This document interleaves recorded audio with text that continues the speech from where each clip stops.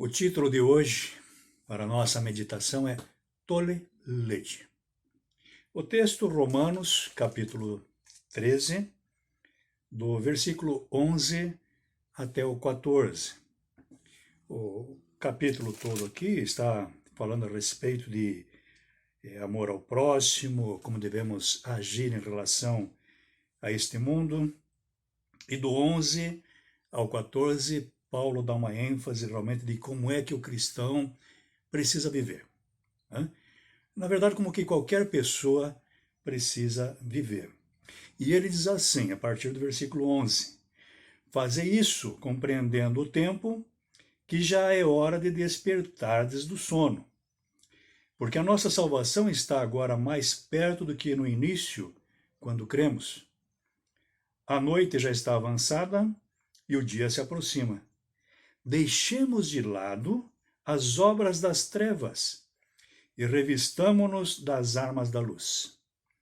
Vivamos de modo decente, como quem vive de dia, não em orgias e bebedeiras, não em imoralidade sexual e depravação, não em discórdias e inveja, mas revesti-vos do Senhor Jesus Cristo e não fiqueis pensando em como atender aos desejos da carne. O texto desta meditação, ele foi fundamental para a transformação da vida do grande pensador e professor Agostinho, lá em 386 depois de Cristo.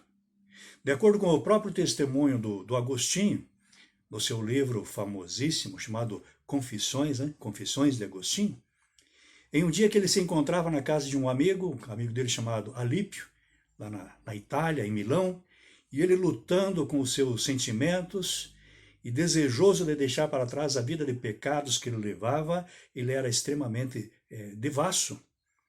E ele estava na casa desse amigo, no jardim, e ele ouviu uma criança que cantava em latim ali na vizinhança, em alguma casa ao lado.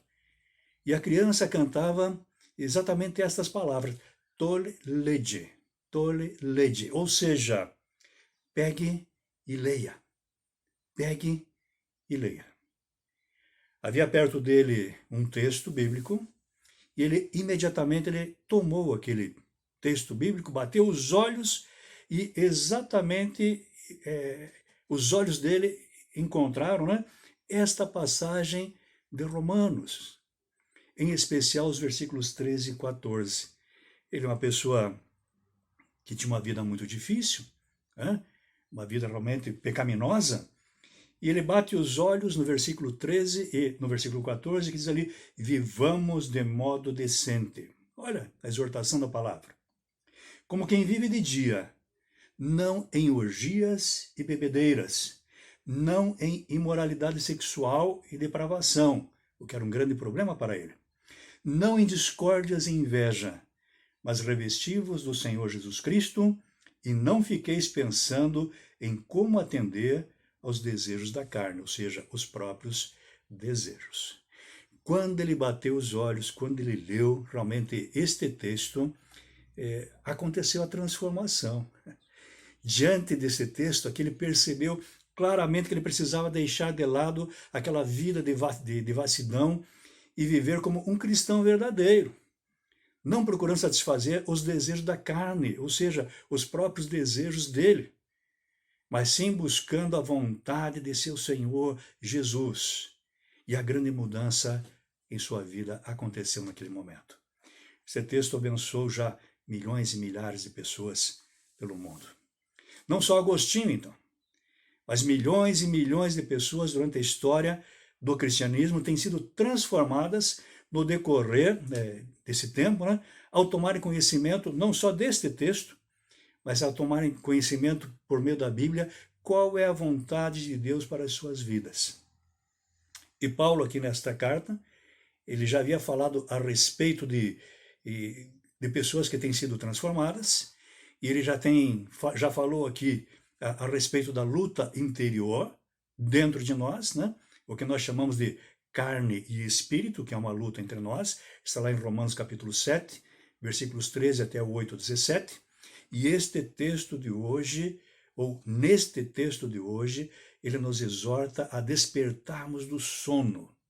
Está ali no versículo 11.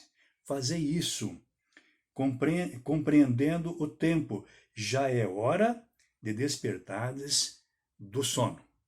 É hora de despertar do sono e passar a viver segundo a vontade de Deus e não a nossa, porque a nossa normalmente, naturalmente, é contrária à vontade de Deus. E a vontade de Deus é a melhor para o reino de Deus e para nós mesmos. A vontade de Deus para as nossas vidas é encontrada principalmente na Bíblia Sagrada.